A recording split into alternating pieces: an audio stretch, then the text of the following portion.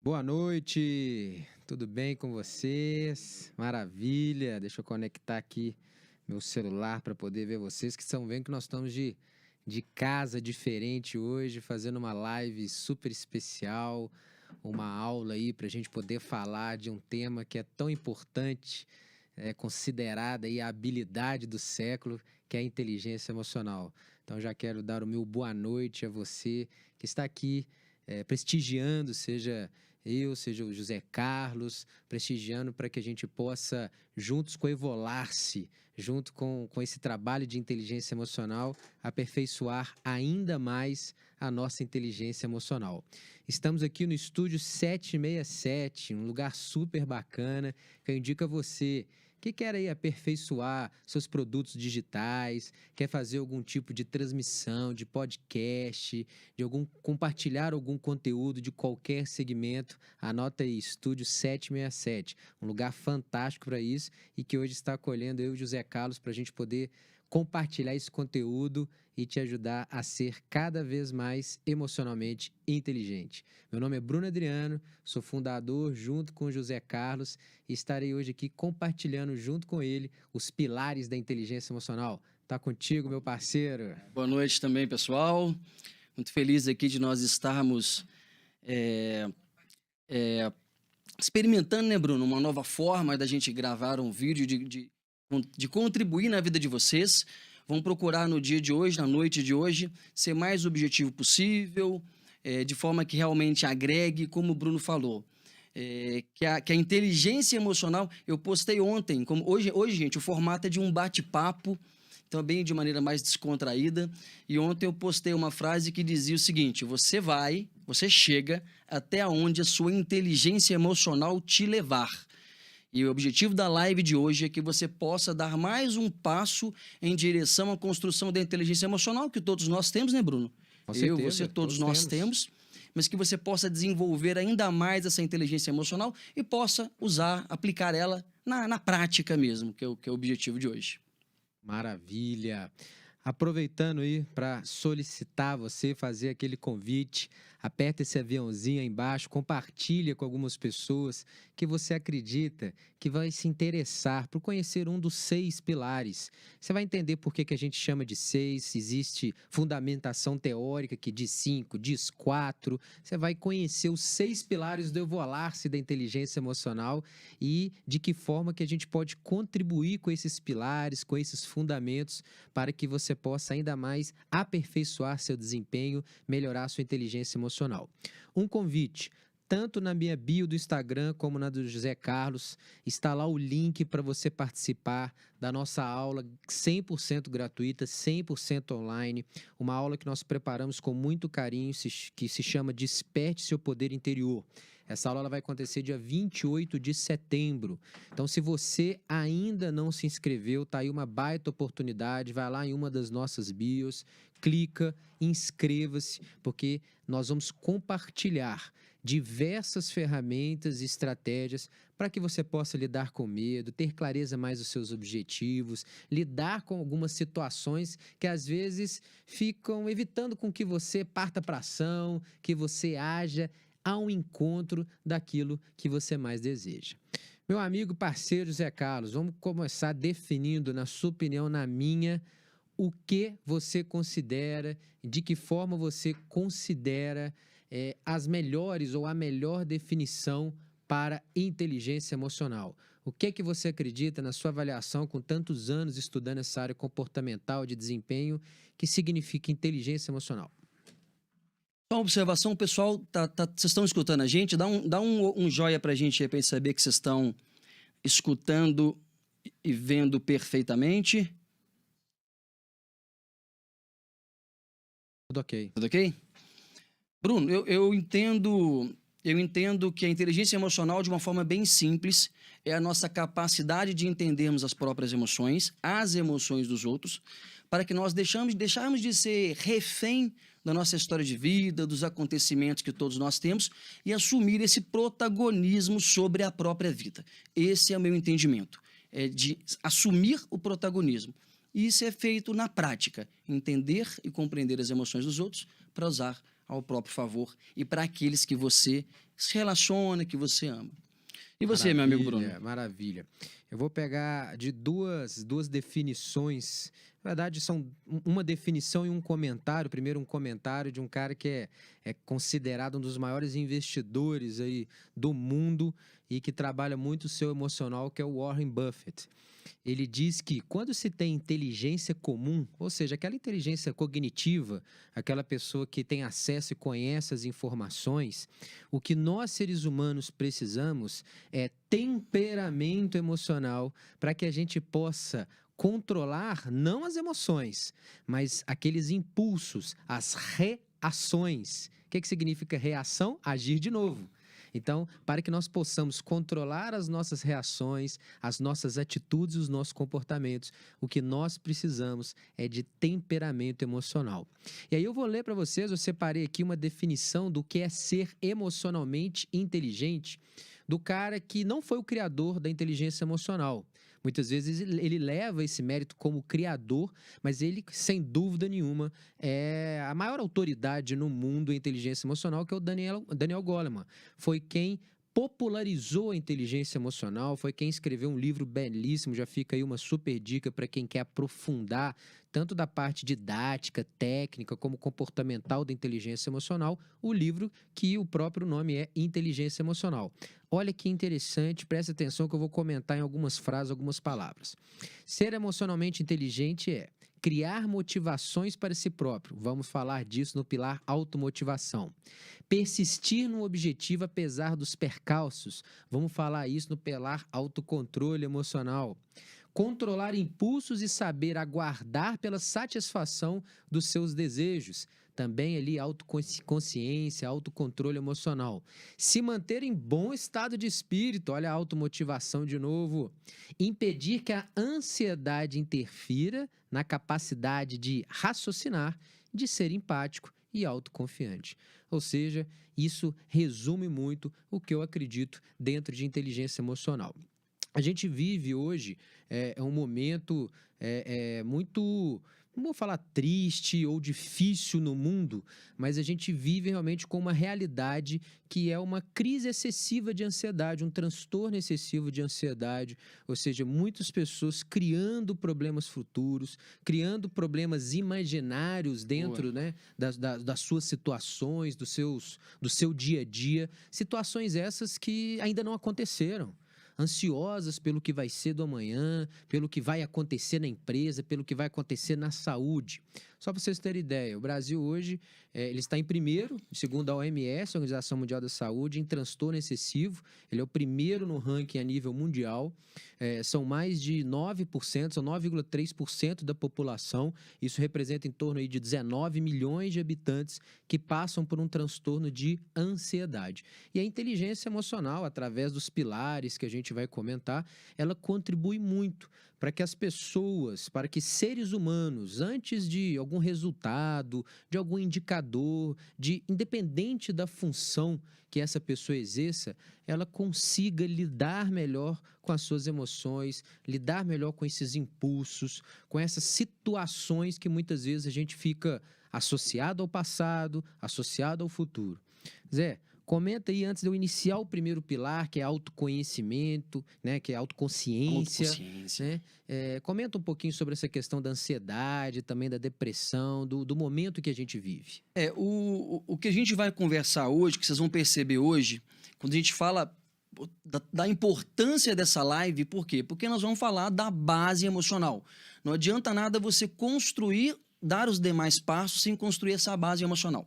E quando a gente fala do pilar, desses pilares, vocês vão perceber ao longo do nosso bate-papo que a maior parte do sofrimento humano ele é desnecessário.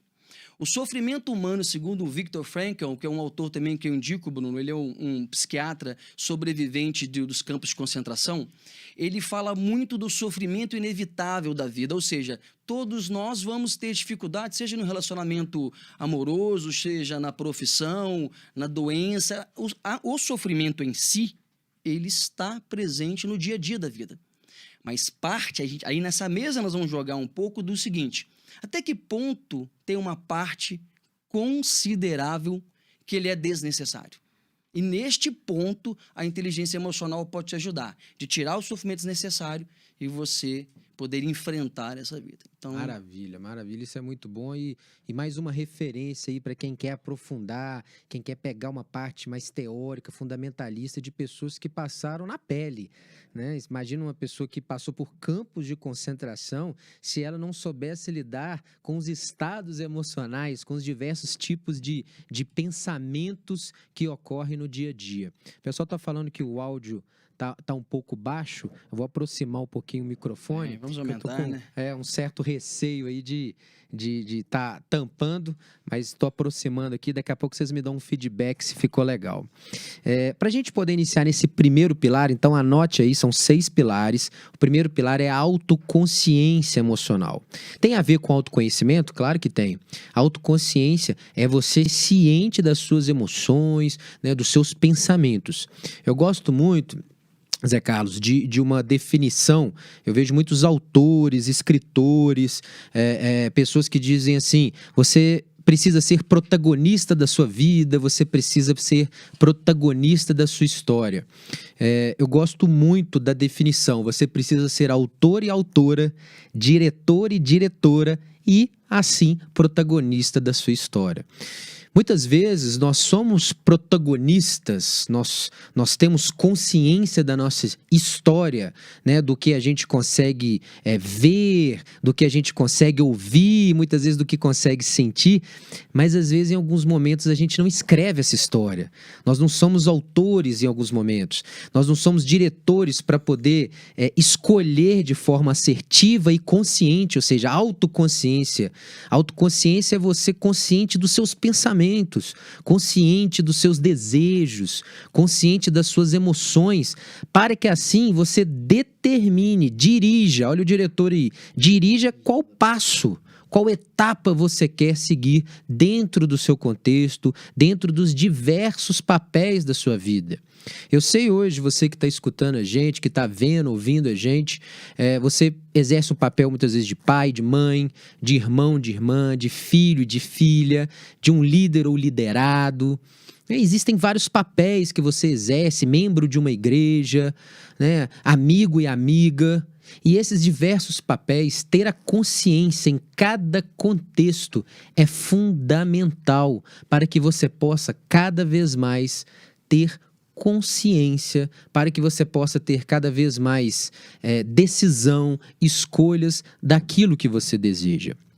Tem um provérbio africano, Zé Carlos, que eu gosto muito, que é o seguinte: quando não há inimigo dentro, os inimigos de fora não podem lhe fazer nenhum mal.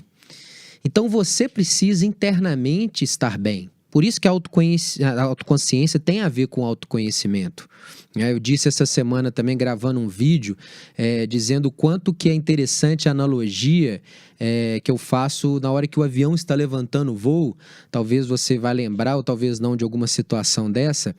O avião está começando a levantar voo, às vezes até em solo, antes de levantar. A aeromoça ou comissário de bordo, ele vem dar algumas orientações.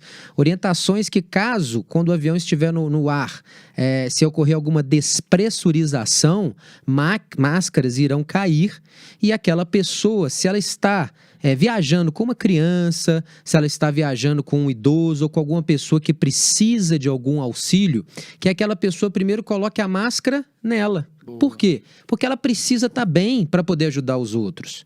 Repare que os pilares iniciais, eles vão trabalhar sempre o interno para depois ir para o externo. Autoconsciência é você consciente dos seus pensamentos, das suas emoções. E aí eu vou deixar um exercício. Pega um papel, uma caneta, anota no seu celular, corre ali. Vou dar 5 segundos para você poder pegar um papel, pegar uma caneta, um caderno e anotar o seguinte. Já deu 5 segundos. Uma emoção ou um sentimento que você quer mudar na sua vida, que tem acontecido nos últimos dias, meses, até quem sabe anos, e você quer mudar na sua vida, ou seja, tome consciência dele. Segundo, identifique em qual contexto, em qual situação essa emoção, esse sentimento mais aparece. Identifique, então, primeiro uma emoção, um sentimento que você quer mudar e em qual contexto, em qual situação. Depois você vai identificar qual é o comportamento que normalmente você tem. Por exemplo, Bruno, eu tenho uma ansiedade. Ela acontece mais no contexto profissional. Um comportamento quando eu tenho ansiedade é procrastinar alguma coisa, ou é dormir, ou é comer muito. Ou seja, qual é o comportamento dentro do contexto da sua emoção. E aí eu vou fazer um convite, são as duas próximas coisas desse exercício.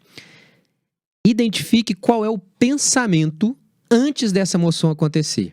Antes de você ficar ansioso ou ansiosa, qual é o pensamento, qual é a crença, qual é a história que você conta para você para gerar um gatilho para essa emoção acontecer, para essa ansiedade acontecer. Assim que você identificar, você inverte ela. Vamos ao exemplo? Eu identifiquei que a emoção no contexto profissional e quando eu fico muito ansioso, eu acabo procrastinando algumas coisas. Qual é o pensamento antes da minha ansiedade? O pensamento é que eu não estou preparado, eu não estou seguro para poder exercer aquela atividade. Então eu prefiro procrastinar, deixar ela de lado. Como que eu inverto esse pensamento? Eu sou capaz, eu tenho autoconfiança, é possível que eu me prepare e faça acontecer. E aí eu quero que você experimente qual é a sensação invertendo esse pensamento. Quem depois tirar uma foto, marcar a mim e o José Carlos, Bruno Adriano Oficial, José Carlos Júnior eu vou mandar o passo a passo, alguns slides para você poder fazer isso mais e mais vezes e ter mais consciência emocional. Meu amigo parceiro, vamos lá para o segundo pilar que está contigo. E aí nós entramos no segundo pilar, que é o autoconhecimento emocional. Ou seja, nós estamos falando agora, Bruno e amigos, controle, né? do autocontrole, da capacidade de suportar o turbilhão da vida, os desafios do dia a dia, quando você falou de tanta ansiedade, de tanta preocupação. Ou seja, ou as pessoas estão muito deprimidas com acontecimentos do passado, ou elas estão muito estressadas com o presente. Perceba, Bruno, deprimidas com o passado, estressadas com o presente, preocupadas com o futuro. Ou seja, a gente vive muito pouco no momento, no dia de hoje. Então, no meio desse turbulhão que a vida nos impõe muitas vezes, que o acaso nos impõe, por isso quando fala, já tem uma polêmica que fala até que ponto existe realmente o autocontrole emocional. Você pode estar se perguntando, é possível controlar as emoções? Que o nome do pilar é autocontrole emocional. É possível controlar as emoções? Até que ponto isso é possível? E a questão você pode não controlar a emoção que vem. Então, você pode não controlar a raiva, a ira, a tristeza, o amor. Isso é inerente ao ser humano. Mas a intensidade, o tempo que elas vão ficar, você tem condição total de controlar. Ou seja, você consegue fazer com que uma tristeza não se torne uma depressão, com que uma raiva não se torne um ódio, uma ira. Sobre isso você tem controle. Ou seja, nós estamos falando aqui, de maneira bem objetiva, de deixar de ser escravo da paixão. Uma vez que o sentimento simboliza, as emoções simbolizam paixão. Deixar de ser escravo da paixão. Quando você olha um pouco da história, você vê que isso não é novo. Você vê, por exemplo, que Platão já falava da importância de quê? De equilíbrio e de conhecer a própria vida, domar a própria vida. Quando você olha um pouquinho falando brevemente de história, quando você olha um pouquinho para a Igreja Católica, nós vamos um pouquinho para a Itália, para Roma, você já vê um pouquinho de falar da temperança, a importância da temperança. Ou seja, de você abrir mão, você que está me escutando, abrir mão dos excessos. Ou seja, pessoal, nós não estamos falando que é um problema a raiva. Não é um problema a tristeza, mas o excesso que ele é um problema. Então, de você equilibrar esse excesso. Nós não estamos falando nem da contenção dos excessos, porque tirar a emoção seria uma vida sem graça, seria um tédio, seria um deserto de neutralidade, perderia, isso que eu quero que vocês entendam, a naturalidade e a riqueza da vida. Quando você vai um pouquinho para Aristóteles, olha para você ver como... Pessoal, eu quero que vocês entendam nesse momento que não é de hoje que o ser humano busca controlar as suas emoções. mas que é possível, não é de hoje. Quando você vai um pouquinho para Aristóteles falava ele tinha um desafio de Aristóteles, que ele falava da emoção na dose certa. A emoção na dose certa, a raiva na dose certa, o amor na dose certa. Ele se referiu à raiva, mas a emoção, de maneira geral, a dose certa. Então, esse é uma luta nossa há muito tempo. Lembrando que, aí quando o Bruno deu alguns exemplos que eu achei muito interessante, exercício prático, eu preciso que vocês entendam, eu vou, como o Bruno falou, quem marcar a gente, quem marcar o nosso perfil, eu também tenho um presente para vocês, nós do Evolar-se, né, que é uma ferramenta de autoconhecimento e de controle emocional. Vocês vão medir, vocês vão saber como é que está o nível de conhecimento emocional de vocês, vocês podem mandar para a gente. E quando fala dessa questão é importante que você entenda que não existe emoção boa ou emoção ruim. A gente aprendeu na escola que sentir raiva é ruim, que você deve evitar a pessoa que raiva, sentir tristeza, nem a tristeza é ruim. Toda emoção tem um significado e tem uma função. Quando o Bruno fala de autoconsciência, vou dando um passo, Bruno, para o pilar anterior, autoconsciência emocional, que eu me lembrei que é rico essa questão. Se você não souber a diferença entre ira e raiva, como é que você vai agir? Você precisa de saber que é da natureza da raiva, e não é só questão de terminologia, não. É da natureza da raiva o quê? Que ela passe rápido, que ela tem uma função de te ajudar a colocar limites sobre os seus relacionamentos, a evitar a injustiça. Quando você tem consciência disso, você pode falar, opa, eu tô com raiva nesse momento. Olha a questão da consciência, da autoconsciência. Vou dar um exemplo aqui. Todos nós já passamos por algum desafio, a maioria de nós, de trânsito.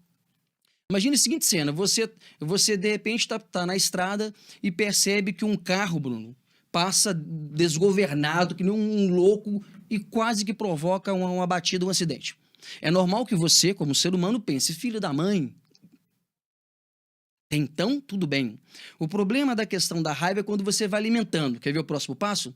Ele não pensa nas consequências. Eu estou com a minha filha, eu tenho uma filha de 2 anos e 5 meses, a Sofia. Eu poderia pensar, eu estou com a Sofia dentro do carro, eu estou com a minha esposa, a Flaviana, dentro do carro. Poderia ter causado. Aí você começa a alimentar aquela raiva. Alimentar aquela raiva. E à medida que você que está me escutando vai alimentando aquela raiva, você é domado por ela, aí começa a trepidação do coração, as suas pupilas dilatam, o seu suor, o suor no rosto, a vermelhidão, o músculo contrai, aí você já está domado. Você está domado por aquele sentimento, você já não tem o controle de si. E imagina que você você está parado, e depois dessa tensão toda, o carro de trás entra por cima, buzina. Buzina achando que você... Buzina. E por isso que a gente vê tanta gente, briga no trânsito. Você lembra? Teve um caso na semana passada de um motociclista em Santos. Você chegou a ver, Bruno? Não, não vi. Em poucas palavras, tiveram um pequeno problema, ninguém se machucou. No sinal, o motociclista desceu de uma moto boa, uma moto muito boa, desceu de uma moto, bateu no vidro e esmurrou o motorista. E mostrou na rede nacional, ele dando vários socos. Ou seja, a questão de um descontrole, emocional. Então nós estamos falando da emoção certa, na dose certa. E que você que está me escutando tem total consciência de desde que você... Tá, mas você fala assim, mas como? Tudo bem, já entendi, você pode pensar, já entendi. Você já entendeu, Bruno? Que é possível, se você alimentar a raiva, que você vai descontrolar, você já entendeu que é muito mais do que simplesmente aquela questão do trânsito? Aí pode pensar, como que eu saio dessa? Quando você, num ato de compaixão, quando você, num ato de empatia, que Bruno, nós vamos falar daqui a pouco sobre isso, se coloca no lugar do outro, mesmo que o que eu vou te falar não seja verdade, presta atenção, porque o nosso objetivo não é ter razão. Nosso objetivo aqui é ter o controle e ter um bem-estar. Você se coloca no lugar e pensa assim, ele deve estar com algum tipo de problema, ele não viu o meu carro, deve ser uma questão médica, ou ele é praticar muito jovem. Empatia mesmo, né? Quando você, mesmo que não seja um fato, quando você pratica essa compaixão de falar, esse cara deve estar com algum problema. você já está um passo. Você está um passo lá na frente. Essa é a grande questão que eu tenho para falar com vocês nisso. Que altos e baixos, para fechar esse grande pilar, fechar com chave de ouro, entender que altos e baixos da vida é um tempero da vida. É natural. Que o que você só precisa de ter? O equilíbrio. Domar-se. Tá tudo certo, né?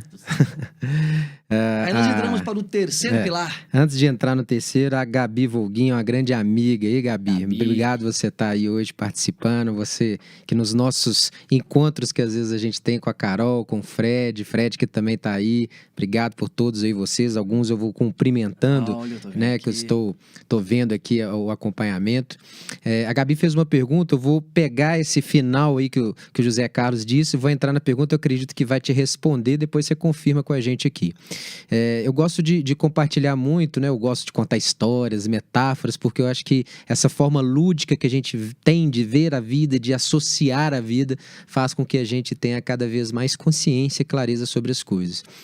A gente não tem controle sobre quando um passarinho vai pousar na gente. A gente pode estar passando na rua, pode estar sentado em alguma praça, um passarinho vir e pousar. Mas você e eu, e nós temos controle se a gente vai deixar que ele faça um ninho. E autocontrole emocional é exatamente você não deixar perenizar alguns determinados sentimentos que amanhã, como o José Carlos disse muito bem, dando o exemplo da raiva e de outros, vão gerando como uma bola de neve. Né? O que acontece de forma bioquímica, né? Através do nosso corpo, do nosso sistema nervoso?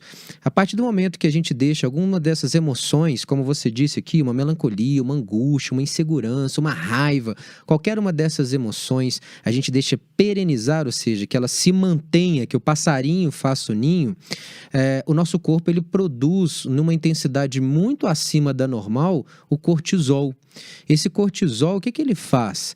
Ele acaba inibindo a ação de alguns leucócitos, de alguns anticorpos do nosso corpo. Então, quando você faz, Gabi, essa pergunta, vocês acham que os processos de adoecimento, como depressão, como melancolia, têm a ver com a capacidade de controle das emoções? Eu não acho que tem só a ver com isso. Existem diversos motivos para uma depressão, tem explicações, o estudo é feito cada dia mais, aperfeiçoado cada vez mais, tem explicações genéticas, tem explicações químicas, tem explicações biológicas, emocionais. A depressão não vem só de um contexto. Mas eu tenho certeza de uma coisa através de pesquisas que eu e o José Carlos estamos fazendo há anos, é que cada vez que você deixa essa produção de cortisol, ou seja, essas emoções, que você não lida com elas, ou seja, que você não age de forma consciente com elas e reage de forma consciente, e ela vai perenizando, ela vai inibindo os anticorpos, que são os nossos guerreiros internos para combater doenças. Não é à toa que tem diversos pesquisadores que defendem por tese que mais de 85% das doenças têm esse caminho, essa jornada emocional para que depois ela externe através de sintomas e através de outras formas. Então, Gabi, compartilhe aqui com a gente se respondeu, porque veio bem a calhar no pilar que o José Carlos estava comentando. Vamos entrar no terceiro pilar. Você que chegou agora... nós já estamos falando aqui sobre a inteligência emocional, essa habilidade tão requisitada, um dado para você aí, você que é líder, é liderado, trabalha na empresa. Uma pesquisa recente, desse ano mesmo, mais de 58% das empresas desejam um profissional que seja emocionalmente inteligente. Então, ou seja, olha o quanto que esse conhecimento, aprofundar na habilidade do século, e não é segundo o Bruno José Carlos Evolarce, não, é segundo o WEF, World Economic Forum, e a ONU, Organização das Nações Unidas. É a habilidade que os profissionais precisam de mais ter. E quando a gente pega, né, pessoal, o momento que a gente está passando esse ano de isolamento, de pandemia, o crescimento é exponencial. Haja inteligência emocional. Então nós falamos, né, no primeiro pilar aí de autoconsciência emocional, do autoconhecimento. José Carlos abrilhantou falando aqui do autocontrole emocional. E agora nós vamos entrar na parte de automotivação. É o terceiro pilar da inteligência emocional. E repara, autoconsciência, autocontrole, automotivação. Os 3 primeiros pilares da inteligência emocional têm a ver com você e você mesmo. Você é o único responsável, claro, por sua vida, por sua história, por seus comportamentos, atitudes e resultados, mas principalmente você é capaz de gerenciar de forma assertiva esses 3 pilares. Automotivação, antes de falar disso, vamos falar de motivação. O que é motivação? Motivo que gera ação. Exatamente isso. Para você poder ter automotivação, você precisa criar, você precisa determinar, você precisa definir aonde você deseja chegar. E aí quem me acompanha já há anos sabe o quanto que eu gosto de fazer uma analogia com o GPS. Sabe por quê? A primeira informação que você coloca no GPS, atualmente a gente utiliza muito o Waze ou Google Maps ou qualquer dispositivo de GPS, qualquer aplicativo. A primeira informação qual é que você coloca quando você está indo para algum lugar? Tem certeza que você veio pelo GPS, já, Carlos? Onde estou, para onde eu quero chegar. Mas a primeira informação, qual onde que é? Eu quero chegar. Onde eu quero chegar. Onde eu quero chegar. Pronto. Ou seja, para você ser motivado para agir, para você ter um motivo, você precisa determinar onde você quer chegar. Senão, como é que você vai ter esse motivo? Aquela frase tão ouvida, tão falada. Se você não sabe onde você deseja chegar, qualquer lugar serve, já chegou. Se você não tem objetivo, parabéns, já atingiu, porque você não tem nada determinado. Então, você precisa definir, determinar onde você quer chegar. Automotivação, só quem pode gerenciar, só quem pode determinar, só quem pode definir o motivo, adivinha? Você mesmo, você mesma. Não adianta você querer agir pelo motivo do outro. Pode ser a sua mãe, pode ser o seu pai, pode ser o seu filho, pode ser o seu líder, seu amigo ou a sua empresa. Bruno, mas você está falando uma coisa aqui, principalmente empresarial ou familiar. Como é que agora eu chego lá na minha empresa e falo assim, não, eu vi lá na live o Bruno e Zé Carlos falando que eu não preciso criar, eu não preciso seguir os motivos da empresa. Eu não estou dizendo isso. Existem os motivos da empresa, para que outras pessoas ajam em prol da empresa. São as automotivações da empresa. O que eu estou dizendo aqui, compartilhando, é quais são os seus motivos. E para você poder definir os seus motivos, a sua força interior, que vai despertar em você cada vez mais vontade de você agir, fazer o que precisa ser feito, independentemente de condições políticas, econômicas, climáticas, pessoais ou profissionais, é muito importante que você gere significado linkado ao que você deseja, ao que você dá valor, ao que é importante para você. Por muito tempo, pessoas, ou por dias, meses, anos ou uma vida inteira, agem de acordo com motivos de outros. Passam muitas vezes um casamento, 30, 40 anos de uma empresa, agindo pelos motivos de outros. E às vezes se frustram, olham para trás na vida e falam, puxa, eu não criei os motivos que estavam linkados com o significado que eu queria para a minha vida. Qual que é a saída para isso? O como para isso? Defina o para quê. Para que você quer fazer determinada atividade? Zé Carlos, me responda uma coisa. Vamos lá. Para que você escova seus dentes? Para mantê-los limpos, higiene bucal, para higiene minha bucal. saúde. Para minha saúde. Para que você dorme? Para renovar as energias. Para que você toma banho? Para a higiene pessoal. Maravilha. Aí vocês podem estar falando assim, Bruno, mas escovar dente, dormir, né? Tomar banho é algo tão automático? Vai falar isso com o meu filho de 8 anos, com a minha filha de 4 anos. Às vezes eu falo assim para eles, vai dormir? Pra quê? Vai escovar dente? Pra quê? Não tem vai tomar banho? Pra quê? Por quê? Eles não têm ainda consciência do significado. Talvez hoje você que está vendo, ouvindo, sentindo a gente nessa aula, possa ser isso muito prático, muito claro. Mas é lógico que eu tenho que escovar o dente, é lógico que eu tenho que tomar banho, mas em um determinado momento talvez não foi. A pergunta é, você tem definido os praquês das outras atividades que você precisa fazer hoje? Vamos pensar numa área comercial? Para que você precisa fazer uma ligação? para que você precisa fazer determinada visita, para que você precisa fazer um follow-up, ou seja, um retorno para o cliente. Vamos pensar numa área de logística. Para que você precisa dar determinada manutenção, determinado cuidado, manter um determinado relacionamento de forma com uma comunicação assertiva? Para quê? Quando você define o para quê de cada atividade sua diária, você consegue conectar significados. E a chance de você desistir de uma determinada atividade, procrastinar, de você ser tentado para sair do seu foco, diminui bastante. Por quê? Porque você criou motivos, olha a automotivação aí, mas que gerem significados conectados com a sua essência. Lembre-se, automotivação, você define os motivos para você poder agir. Como um plus, gere motivos que tenham significado. Bruno, Bora. eu tô vendo aqui, o Ápice Certificado Digital fez o seguinte comentário. Para isso, o líder deve ser capaz de compreender o outro, olha a questão da compreensão. Legal. Ouvir, entender seus valores, para motivar, e ele completa dizendo que para motivar é necessário inspirar a equipe e engajá-la para alcançar o objetivo. Aí eu lembrei de uma questão interessante, que é importante nós falarmos da diferença entre motivar e inspirar. Motivar e inspirar. Lembra? Aí a gente entra um pouco na questão do vocabulário emocional, que a gente conhece muito pouco. Lembrando que o motivar, eu entendo motivar como um pra quê que você acabou de nos dizer, o que me leva a isso. E o inspirar é quando você olha para fora, você olha para a vida de Gandhi, você olha para a vida de Gandhi, você olha para a vida de Que primeiro de Mandela. foram cheios, né, para depois transbordar. Você olha para aquelas vidas, para aquele exemplo, você olha para a vida do Cristo e fala, eu me inspiro nisso. Por que eu não posso ser? Por que eu não posso seguir?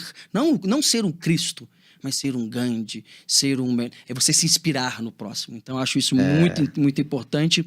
O inspirar no sentido de modelar, de ver o que eu posso trazer para ele, e o motivar como um dos fundamentos da inteligência emocional, um dos pilares que cabe a você.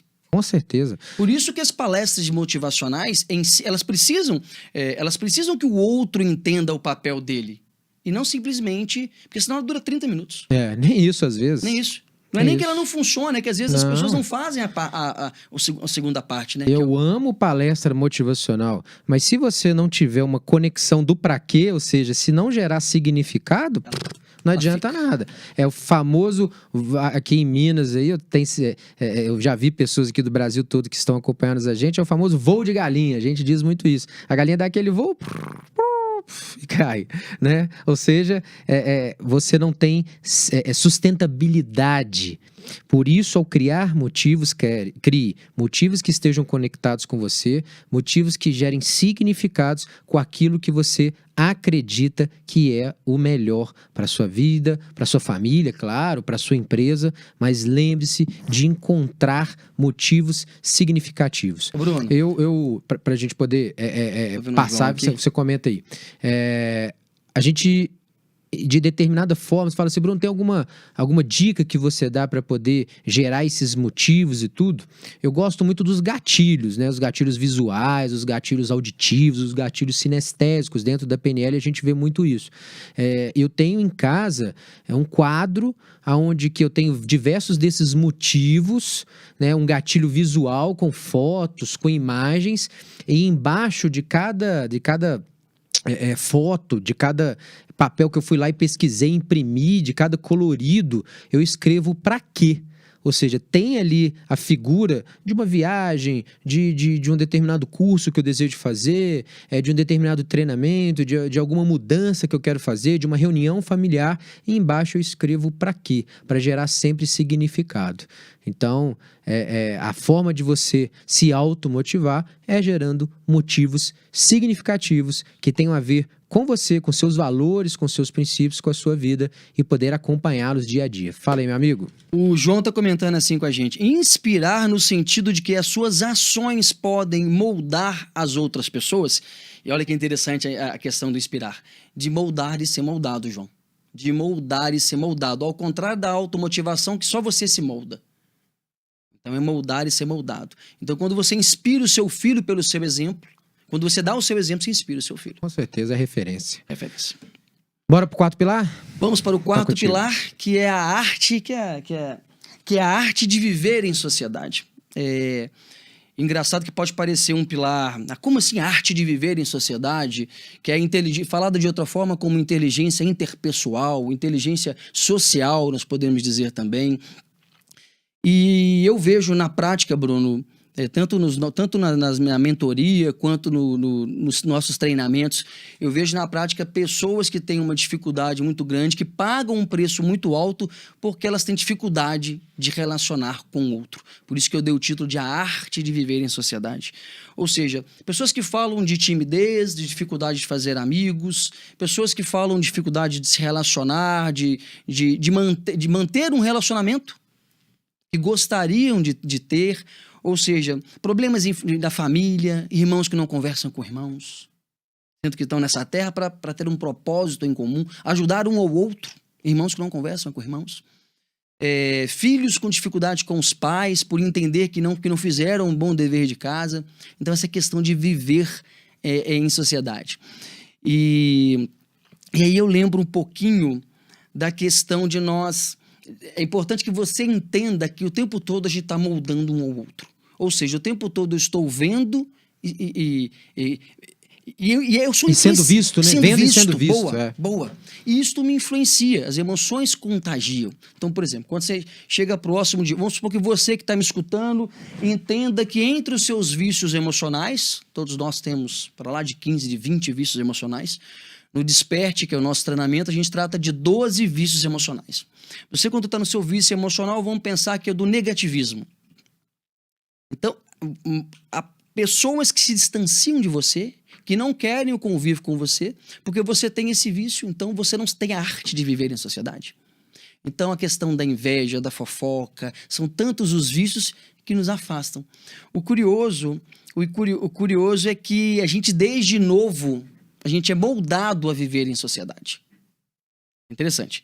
Desde novo, nós somos moldados a viver em sociedade. É quando você ganha... Eu lembro quando eu era menino, Bruno, minha avó, uma situação muito simples, uma condição de vida muito simples, e ela só tinha condição de me dar no Natal meias. Então, todos os netos ganhavam meias. Eu, quando criança, eu me lembro de um Natal, eu imaturo, uma criança, de eu ter ficado extremamente chateado porque eu ganhei simplesmente uma meia. Eu lembro da minha mãe me ensinando o seguinte: eu não poderia demonstrar, mesmo que eu tivesse aquela chateação como uma criança, eu não deveria demonstrar aquilo, porque o outro iria ficar chateado, porque a gente afeta o outro.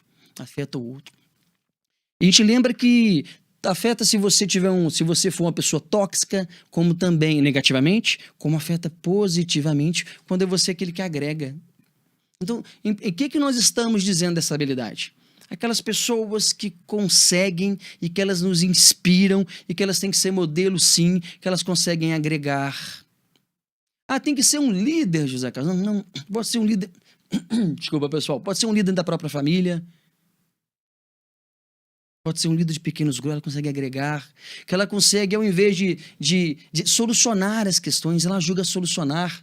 Então, quando ela está escutando, ela vai ajudar a como solucionar, criar vínculos, criar laços. E tudo isso que eu estou falando, essa troca, esse convívio é muito sutil. Se você pecar por pouco, você sente que você não é querido naquela sociedade. Aí entra a baixa autoestima, aí você fica inseguro, fica querendo agradar todo mundo. Por isso que muitos de vocês, até hoje, eu vejo, quando eu abro a minha caixa de perguntas nos stories, tem muito daquela questão de pessoas que falam da dificuldade de dizer... Sabe o que, Bruno? Não. Com medo do que o outro vai pensar, com medo do julgamento, com medo de diversas coisas do outro, né? Com medo de não ser amado, com medo de não ser... não ser reconhecido, não né? fazer parte não de grupo. Pertencer. E não entendem que a incapacidade de dizer, a falta de aptidão de dizer um simples não, ao contrário do que ela acha que ela agrega, ela afasta porque não mostra personalidade, ela é vista como aquela... Interessante. Então, é a habilidade de viver em sociedade. Zé Carlos, você está querendo dizer que eu tenho que ser o que eu não sou, perder a minha essência? Não, não é isso. De maneira alguma. De né? maneira alguma, longe disso. Mas que você pode desenvolvê-la quando você observa as necessidades do outro, quando você escolhe a hora certa de falar, quando você é o ombro amigo ao invés de querer passar só as suas ideias. Então, quando você conecta as pessoas, então a importância de viver em sociedade. Comunidade, em grupo, né? Pessoal, vocês que estão aí, chegaram há pouco, estão acompanhando a gente, nós estamos agora... Fechamos, Zé? Fechamos agora o 4º pilar da inteligência emocional, segundo o Evolarce, tá? Segundo o Evolarce, que é um composto que a gente tem dentro das nossas metodologias, dos nossos treinamentos. Falamos sobre autoconsciência emocional, autocontrole emocional, automotivação. Então, os 3 primeiros pilares relacionados ao seu eu. E iniciamos falando agora da gestão de relacionamento, dessa habilidade, né, Zé Carlos, de pertencer a grupo e de se posicionar sem aquele receio de você ser excluído, de você não ser quem você é. E, começando o 5º pilar e penúltimo, uma das coisas que contribui muito para isso é a empatia. E, gente, como nós precisamos ser pessoas cada vez mais empáticas. O mundo precisa disso. A gente vê uma evolução muito grande das pessoas se preocupando, diversos órgãos não governamentais, voluntários, pessoas, empresas muitas vezes se unindo em prol de poder ajudar outras pessoas, movimentos de solidariedade, mas a gente tem visto muitos e muitos casos de assassinatos, de crimes, de violências domésticas, racismo, preconceitos que se mantêm durante toda a história. Ontem eu estava conversando, né, em família, na casa da minha sogra, um beijo para minha sogra Maria, e aí a gente falava sobre o quanto que, né, as pessoas falavam o quanto que hoje está demais isso, e eu falo, gente, isso é durante a história.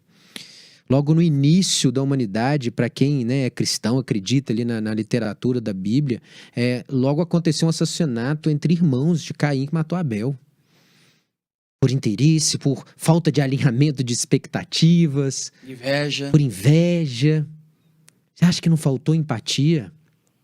A empatia, como curiosidade para vocês, em termos de criança, ela acontece normalmente a partir dos 4, 5 anos. E é uma habilidade que ela é adquirida a partir do momento que eu consigo reconhecer, ver e ser visto, me colocar na posição de outra pessoa e poder identificar como é o mundo dela a partir do meu mundo. Olha que interessante, identificar como é o mundo da pessoa a partir do meu mundo. Então, praticar a habilidade, esse pilar da inteligência emocional e empatia, é você agregar dentro do seu cérebro, dentro da sua mente, dentro da sua mentalidade, dos seus comportamentos, mais e mais pessoas, mais e mais pontos de vistas, mais e mais percepções que está tudo certo serem diferentes. São histórias diferentes, são contextos, famílias, culturas, criações diferentes, oportunidades e desafios que cada pessoa vive. E ser empático não é simplesmente você se colocar no lugar da pessoa e falar algo que seja agradável ou que faça sentido, mas é você também sentir como essa pessoa, principalmente. E aí, como dica, eu compartilho com vocês o que eu chamo de tríade da empatia. Isso contribui muito para você praticar empatia no seu dia a dia. Primeiro passo, respeitar. Respeite a opinião das pessoas. Respeite a história das pessoas. Respeite os contextos que aquela pessoa passou. Para você pode ser óbvio, para você pode ser simples, para você pode ser sem graça. Mas para aquela pessoa pode ser uma situação, um acontecimento mais importante da vida dela. Uma dúvida ou uma dificuldade que esteja mais limitando a vida dela. Respeite a vida, respeite a opinião, respeite as pessoas como elas são. São seres humanos. humanos. Então, seja humano. Segundo passo da tríade, o primeiro é respeitar, o segundo é compreender.